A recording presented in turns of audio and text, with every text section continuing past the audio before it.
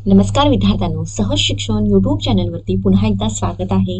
तर विद्यार्थ्यांनो, आज मी तुमच्यासाठी म्हणजेच इयत्ता 5वीच्या विद्यार्थ्यांसाठी विषय आहे परिसर अभ्यास आणि या विषयाची सहामाही परीक्षेचा पेपर म्हणजे संकलित मूल्यमापन परीक्षा क्रमांक 1 याचा पेपर कशा पद्धतीचा असणार आहे, एकूण किती मार्क्सचा पेपर असणार आहे, कोणते प्रश्न असणार आहेत, त्या प्रश्नांना मार्किंग सिस्टीम कशी असणार आहे, तर हे सगळं आजच्या या व्हिडिओमधून आपण बघणार आहोत. तर विद्यार्थ्यांनो, तुम्ही चॅनलवरती नवीन असाल तर चॅनलला पटकन सबस्क्राईब करून घ्या आणि खाली जो बेल आयकॉन दिला आहे या बेल आयकॉनवरती बटन प्रेस करा, म्हणजेच इयत्ता 5वीचे इतर विषयाचे सुद्धा पेपर जेव्हा मी अपलोड करीन तेव्हा त्याचे तुम्हाला नोटिफिकेशन मिळेल.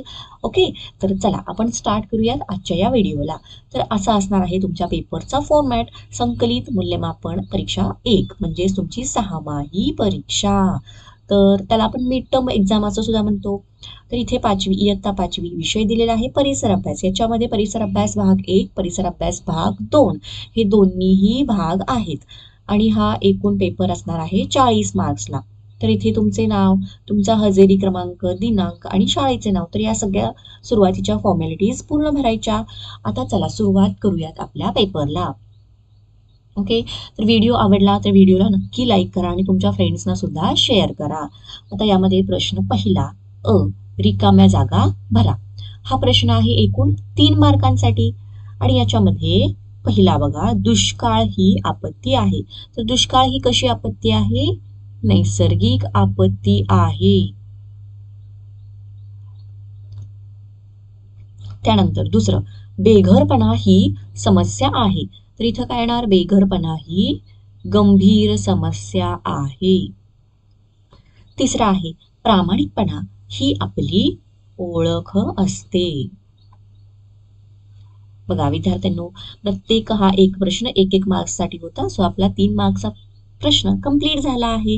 विद्यार्थ्यांनो, हा जो पेपर आहे हा तुमचा सरावासाठी दिलेला पेपर आहे. हा मॉडेल क्वेश्चन पेपर आहे आणि आता यामध्ये जोड्या लावा. अ गट आणि ब गट आणि हा प्रश्न सुद्धा आहे 3 मार्कांसाठी. तर बघा याची चिन्ह दिलेली आहेत आणि त्या चिन्हाचं आपल्याला जोड्या लावायच्या आहेत. घरासाठी आहे ब, रुग्णालयासाठी आहे अ आणि कारखान्यासाठी इथं आहे ड. ठीक आहे, तर अशा पद्धतीने आपण हा पहिला प्रश्न पूर्ण केला. चला आता दुसरा प्रश्न बघूया. त्यातील अ, एका वाक्यात उत्तर लिहा आणि यासाठी आहे 3 गुण.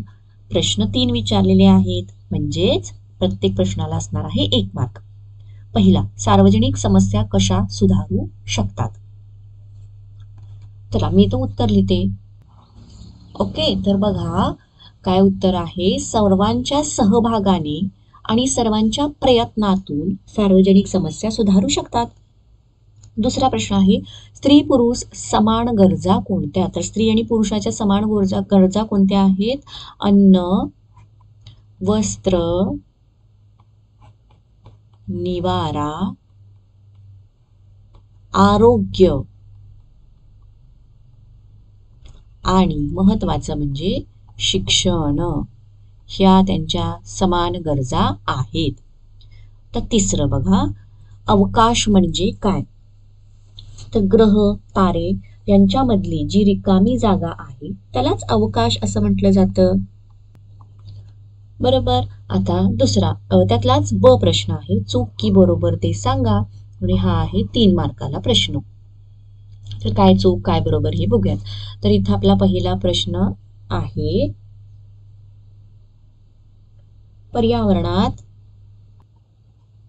बरोबर. चला पहिला प्रश्न, पर्यावरणात सूक्ष्मजीवांचा समावेश आहे.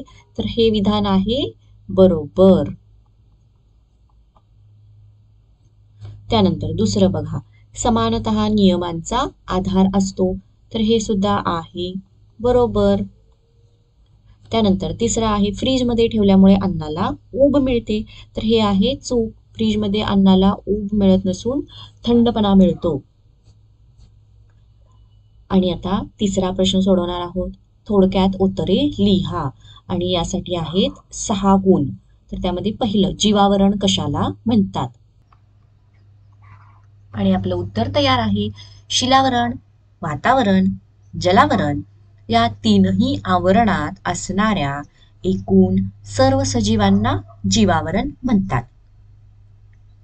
दुसरा प्रश्न, आपण कोणत्या अनिष्ट प्रथा कायद्याने बंद केल्या? उत्तर आहे सती, बालविवाह, लग्नात हुंडा घेणे या प्रथा कायद्याने बंद केल्या. तसेच जादूटोणा यांसारख्या गोष्टी कायद्याने बंदी घातली.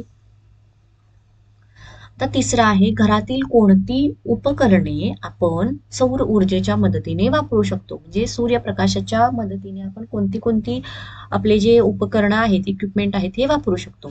तर याच्यामध्ये येणार सोलार हीटर, याच्यावरती आपण पाणी गरम करू शकतो. त्याच्यानंतर सोलार कुकर, त्याच्यानंतर आहे सोलार बॅटरी,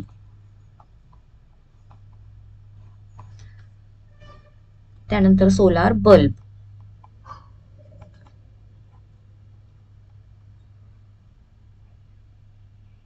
ठीक आहे, तर अशा पद्धतीने ही उपकरणे आपण सौर ऊर्जेच्या मदतीने वापरू शकतो. आता चौथा प्रश्न आहे, टीप लिहा आणि त्यासाठी आहेत 6 गुण आणि त्यामध्ये पहिला आहे संघनन. आणि याचं उत्तर बघा, संघनन म्हणजे बाष्प थंड होऊन त्याचे द्रवात रूपांतर होण्याची क्रिया, यालाच संघनन म्हणतात. या क्रियेमुळे पाऊस पडतो. बाष्पाचे संघनन होऊन पाण्याचे सूक्ष्म कण तयार होतात, त्यापासून ढग बनतात व पाऊस पडतो. ही झाली संघननवरची टीप. आता दुसरं बघा, सेंद्रिय शेती. याच्यामध्ये काय असणार? सेंद्रिय शेती करताना तर विद्यार्थ्यांना उत्तर बघा, सेंद्रिय शेती ही शेती करताना याच्यामध्ये नैसर्गिक पदार्थ वापरतात, सेंद्रिय खत, सेंद्रिय कीटकनाशके वापरतात. यामुळे जमिनीचे प्रदूषण होत नाही. तसेच जे रासायनिक दुष्परिणाम आहेत हेही याच्यामुळे कमी होतात. आणि आता आपण बघणार आहोत परिसर अभ्यास भाग 2. यामध्ये प्रश्न पहिला, रिकाम्या जागा भरा. हा सुद्धा प्रश्न आहे 3 मार्कांसाठी. त्यामध्ये पहिलं, सर्व ग्रहांपैकी पृथ्वीवर सजीव सृष्टी आहे. दुसरं, शक्तिमान मानव प्रामुख्याने गुहांमध्ये वस्ती करत होता.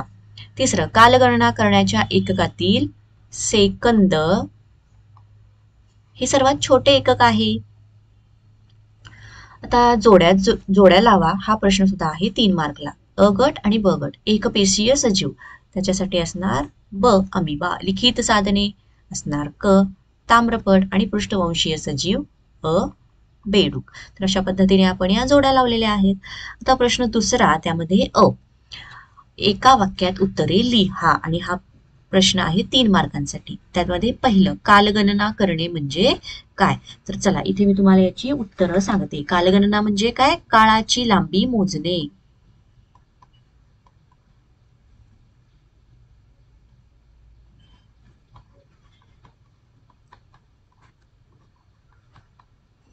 याला कालगणना म्हणतात. तर तुम्ही पूर्ण वाक्यात उत्तर लिहायचं आहे. तर दुसरं, इतिहासाच्या अभ्यासाची साधने कोणत्या प्रकारची आहेत? तर ती 3 प्रकारची आहेत. पहिला आहे लिखित,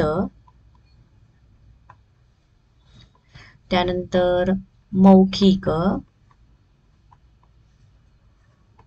आणि तिसरा आहे भौतिक. त्यानंतर तिसरा प्रश्न, आदिमानवाची सजाती प्रथम कोठे अस्तित्वात आली? आणि याचं उत्तर आहे आफ्रिका खंडात. तर तुम्ही उत्तर पूर्ण वाक्यात लिहायचं आहे. आदिमानवाची सजाती प्रथम आफ्रिका खंडात अस्तित्वात आली, असं पूर्ण वाक्यात उत्तर लिहायचं. आता दुसरा ब प्रश्न पुढे, चूक की बरोबर ते लिहा आणि हा सुद्धा आहे 3 मार्काला प्रश्न. प्रत्येक शास्त्राचा इतिहास नसतो. तर हे आहे वाक्य चूक. प्राणी अन्न मिळवण्यासाठी किंवा इतर कारणांसाठी हालचाल करत नाहीत. तर हे सुद्धा वाक्य आहे चूक. गाय ही अपृष्ठवंशीय प्राणी आहे. तर हे वाक्य आहे चूक. आता तिसरा प्रश्न, 2 ते 3 वाक्यात उत्तरे लिहा आणि हा प्रश्न आहे 4 मार्कांसाठी. इतिहासाच्या अभ्यासामुळे कोणकोणत्या गोष्टी समजतात? तर चला इथे मी तुम्हाला याचं उत्तर सांगते. भूतकाळामध्ये मानवी समाजाचे विचार, त्यांची कृती आणि त्यांच्या कृतीचे परिणाम कसे होते हे इतिहासाच्या अभ्यासामुळे समजते.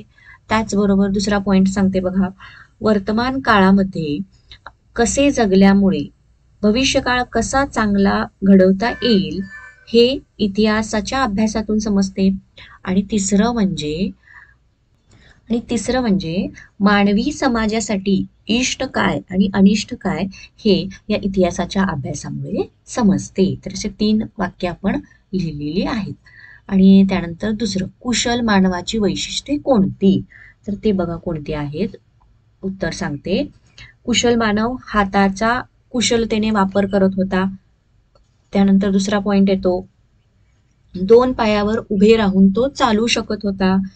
त्यानंतर तिसरा, त्याच्या पाठीचा कणा हा पूर्णपणे ताठ नव्हता, त्याला किंचित असा बाक होता.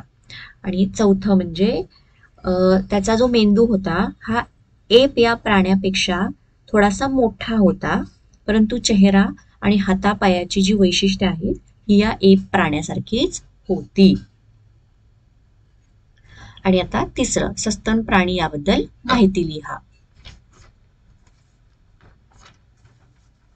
तर त्याच्यामध्ये बघा, सस्तन प्राणी म्हणजेच पृष्ठवंशीय प्राण्यांच्या वर्गातील सर्वात अधिक असा उत्क्रांत टप्पा यालाच सस्तन प्राणी म्हणतात. त्यानंतर दुसरं म्हणजे सस्तन प्राणी हे या प्राणीची पिलाची वाढ ही पोटात होते आणि वाढ पूर्ण झाल्यानंतर आईने पिलाला जन्म दिला जातो, तसेच तिचे पोषण केले जाते. ही सर्व आहेत सस्तन प्राण्याची वैशिष्ट्य. तर चला विद्यार्थ्यांनो, याच प्रश्नाबरोबर आपला हा पेपर इथं संपलेला आहे. तुम्हाला व्हिडिओ आवडला असेल तर व्हिडिओला लाईक करा, चॅनलला सबस्क्राईब करा आणि हा व्हिडिओ तुमच्या फ्रेंड्सना सुद्धा शेअर करा.